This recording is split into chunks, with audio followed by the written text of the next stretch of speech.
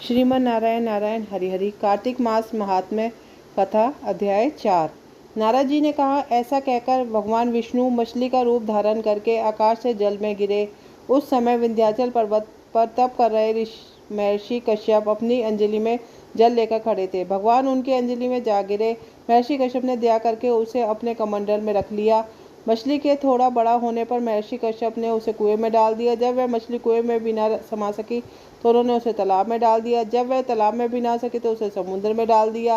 वह मछली वहाँ भी बढ़ने लगी। फिर मत्स्य रूपी भगवान विष्णु ने इस शंकासुर का वध किया और शंकासुर को हाथ में लेकर बद्रीवन में आ गए। वहाँ उन्होंने संपूर्ण ऋषियों को बुलाकर इस प्रकार आदेश दिया, मुनीश्वरों, तुम जल के भीतर बिखरे हुए वेद मंत्रों की खोज करो। जितनी जल्दी हो सके उन्हें सागर के जल से बाहर निकाल लाओ।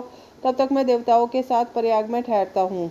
तब उन तपोबल संपन्न महर्षियों ने यज्ञ और बीजों सहित संपूर्ण वेद मंत्रों का उद्धार किया। उनमें से जितने मंत्र जिस ऋषि ने उपलब्ध किए वही उन बीज मंत्रों का उस दिन से ऋषि माना जाने लगा। तदंतर सब ऋषि एकत्र होकर प्रयाग में गए।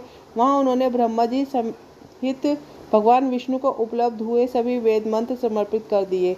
सब वेदों को पाकर ब्रह्मा जी बहुत प्रसन्न हुए। उन्होंने देवताओं और ऋषियों के साथ प्रयाग में अश्वमेध यज्ञ किया। यज्ञ समाप्त होने पर सब देवताओं ने भगवान से निवेदन किया, देवाधिदेव जगन्नाथ, इस स्थान पर ब्रह्मा जी ने खोए हुए वेदों को पुनः प्राप्त किया है और हमने भी यहाँ आपके प्रसाद से यज्ञभाग पाए हैं।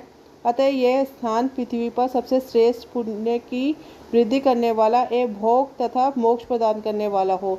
साथ ही यह समय भी महापुण्य में और ब्रह्माघाती आदि महापापियों की भी शुद्धि करने वाला हो तथा यह स्थान यहाँ दिए हुए दान को अक्षय बना देने वाला भी हो, यह वर दीजिए।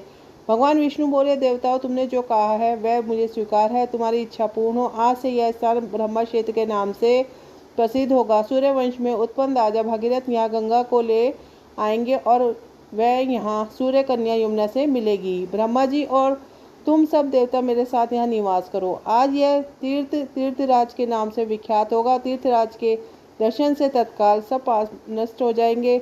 जब सूर्य मकर राशि में स्थित होंगे उस समय यहाँ स्नान करने वाले मनुष्य के सब पापों का यह तीर्थ नाश करेगा। यह काल भी मनुष्यों के लिए सदा महान पुण्य फल देने वाला होगा। माघ में सूर्य के मकर राशि में स्थित होने पर यहाँ स्नान करने से सलोके आदि फल प्राप्त होंगे। देवाधिदेव भगवान विष्णु देवताओं से ऐसा कहकर ब्रह्मा जी के साथ वहीं अंतर्ध्यान हो गए। तत्पश्चात इंद्रादि देवता भी अपने अंश से पराग में रहते हुए वहाँ से अंतर्ध्यान हो गए।